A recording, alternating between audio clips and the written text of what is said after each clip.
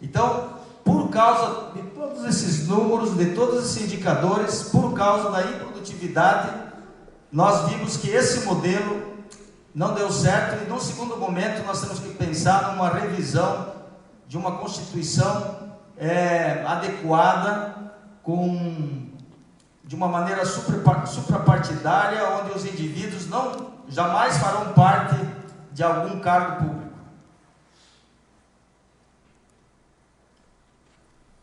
Eu diria para vocês que de 3 anos e meio para cá, os números e as ações mostram que o Brasil está dando certo, né? E para dar mais certo ainda, a gente precisa organizar que seja realmente um Estado democrático de direito, que pressupõe que todos os indivíduos sejam igual perante a lei. Então temos a igualdade de todos os cidadãos. E a lei deve ser para todos, né? Com uma ausência absoluta de privilégios, né? Se você tem a tua empresa privada, e se você quer dar férias de 60 dias para o seu funcionário, isso é um problema teu. Agora, quando o Estado dá 60 dias de férias, quando dá uma aposentadoria permanente e de uma maneira diferenciada, ele está afetando vocês, que a gente chama a sua excelência, o senhor, o pagador de impostos. Porque esse patrocínio de benesses, de penduricários e de benefícios vem e é custeado pelo bolso do pagador de impostos.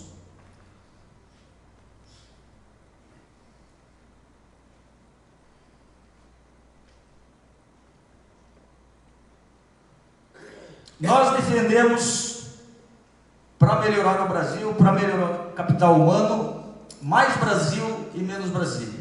Diminuir o tamanho do Estado e acabar com privilégios. Como? Hoje nós temos uma arrecadação de 1,6 trilhões de impostos anuais. É uma dinheirama. Então, isso vai tudo, e sobra muito pouco, né? Vai tudo para custear a máquina pública. E não sobra quase nada para investir no cidadão, na infraestrutura, nas escolas, como deveria ser. Então, hoje temos 2 tipos de classes no Brasil. O Brasil é desigual.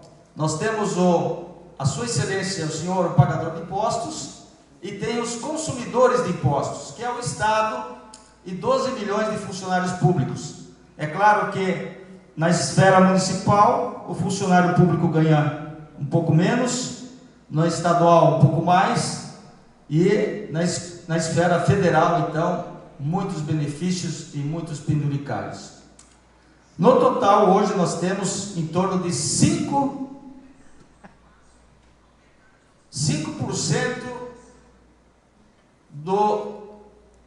da população são funcionários públicos que deveriam servir ao cidadão e não se servir do cidadão, pagador de impostos.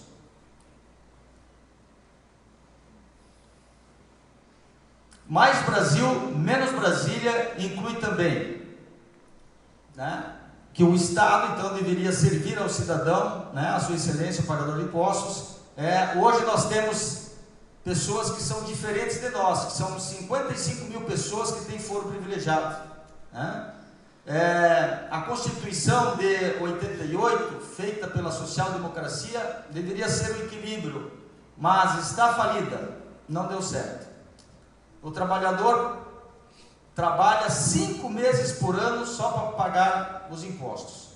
A Constituição de 88 prometeu um paraíso e entrega o Brasil inchado e ineficiente. Por quê? Porque a Constituição foi feita por pessoas que não nos representavam, pessoas que não tinham o compromisso com a sociedade. Então, deu errado. O resultado é ruim. Precisamos rever isso. Precisamos de pessoas que estejam fora desse ciclo todo e que pensem realmente no Brasil. Quanto maior o Estado, mais empobrecerá as pessoas. Então, o dinheiro que se arrecada todo vai para custear toda essa máquina aí, e realmente então nós temos as dificuldades que nós temos num país pobre, doente,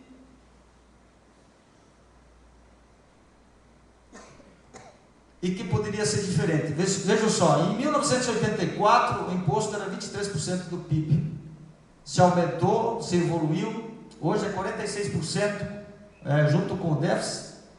Praticamente nós dobramos o imposto e não conseguimos resolver nossas grandes questões. E a descentralização que se faz necessária. Então, a gente defende que tudo acontece no município. Então, o município, ao invés de 17%, 18% de arrecadação que ficaria no município, ele poderia ter 45%, o Estado ficaria com 30% e o governo federal com 25%. Hoje, o município ganha muito pouco e os prefeitos, os governadores têm que ir de pires na mão lá para Brasília para poder conseguir alguma coisa, e então o governo federal coloca cabresto nesse pessoal para que eles façam então e que se comportem conforme a orientação do governo federal. Então é triste isso e nós precisamos mudar isso. Dentro da reforma também, vejam só, os Estados Unidos, que é um país rico, só tem 2 senadores por estado. O Brasil, um país pobre, tem 3 senadores, um país que precisa fazer tudo, um país doente.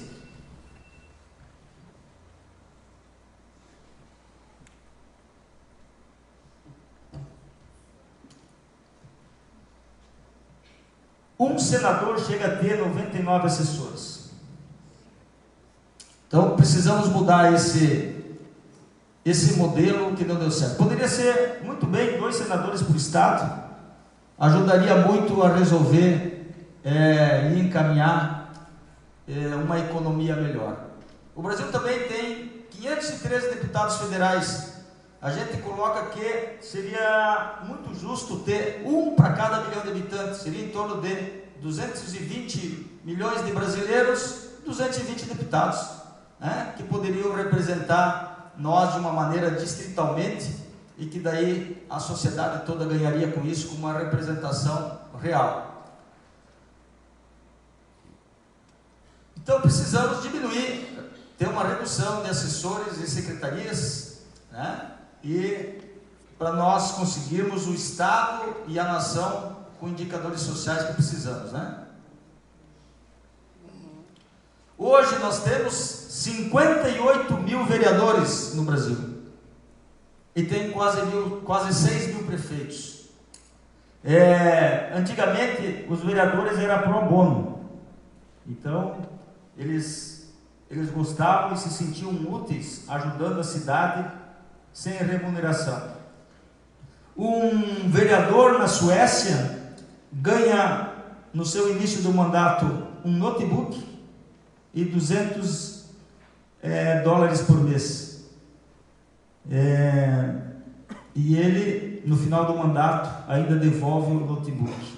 Então, trabalha home office e evitando, então, que gaste o dinheiro da sua excelência, o senhor contribuinte e o pagador de impostos. Então precisamos revisar isso, da necessidade de tantos municípios, né? E fazer um pacto federativo para melhorar isso. Hoje nós temos, só o Brasil tem 35 mil pessoas na justiça eleitoral.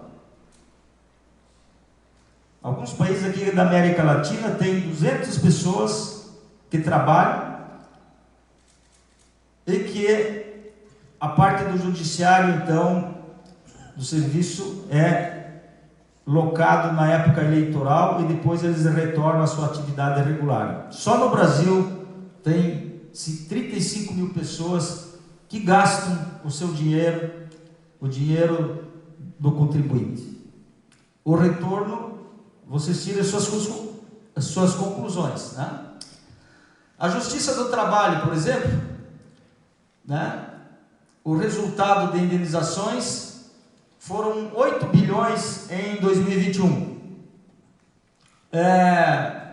E o custo da justiça, 18 bilhões. Então era muito mais fácil pegar os 8 bilhões e distribuir para os trabalhadores do que manter uma atividade. Então, uma atividade de justiça de trabalho. Então não seria necessária justiça do trabalho. Defendemos também uma reforma com a redução dos 23 ministérios para mais ou menos 7 ou 8 ministérios. Defesa, Relações Exteriores, Justiça, Infraestrutura, Economia, Agropecuária, Pesca e Meio Ambiente, Minas e Energia. Não esquecemos da Educação e Saúde. Por quê? Porque nós defendemos também que educação e saúde é uma atribuição do prefeito da sua cidade. Ele sabe aonde colocar o melhor posto de saúde, ele deve saber, junto com a população, aonde colocar os remédios e o que fazer. Da mesma maneira,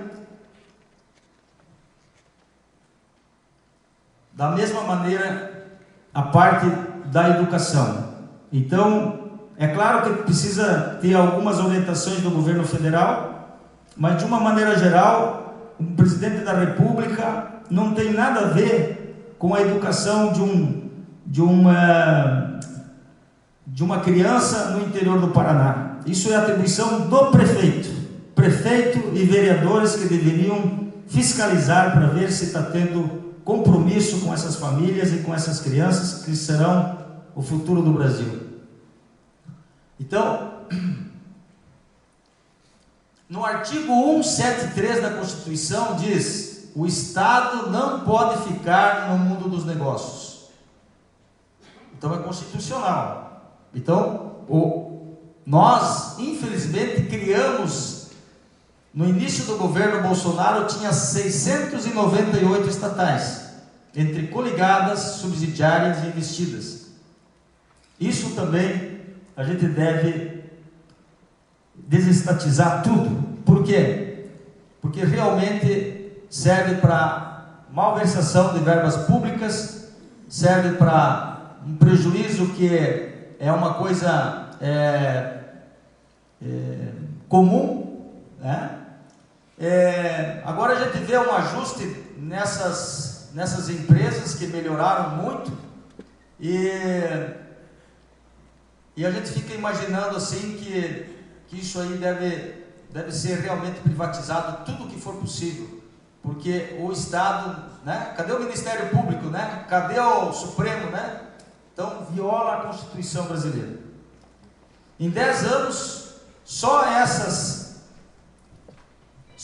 empresas deficitárias aí, dependentes, gastaram do senhor, a sua excelência, o pagador de impostos, 160 bilhões de prejuízo. Poderia ter melhorado muito a vida do cidadão se nós tivéssemos feito de uma maneira diferente.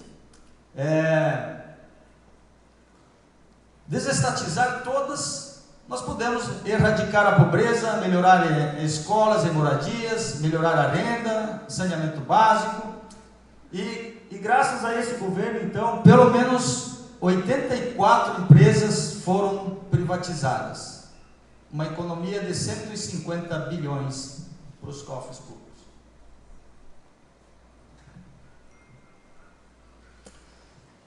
Olha só, o Brasil tem 1 trilhão em estatais, tem 2 trilhões em imóveis. Vamos vender tudo? Vamos vender porque é mais importante?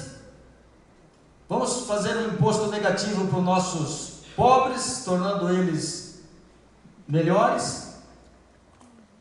E vamos tornar o Brasil um grande canteiro de obra. E também evitaremos a malversação de verbas públicas. É o momento.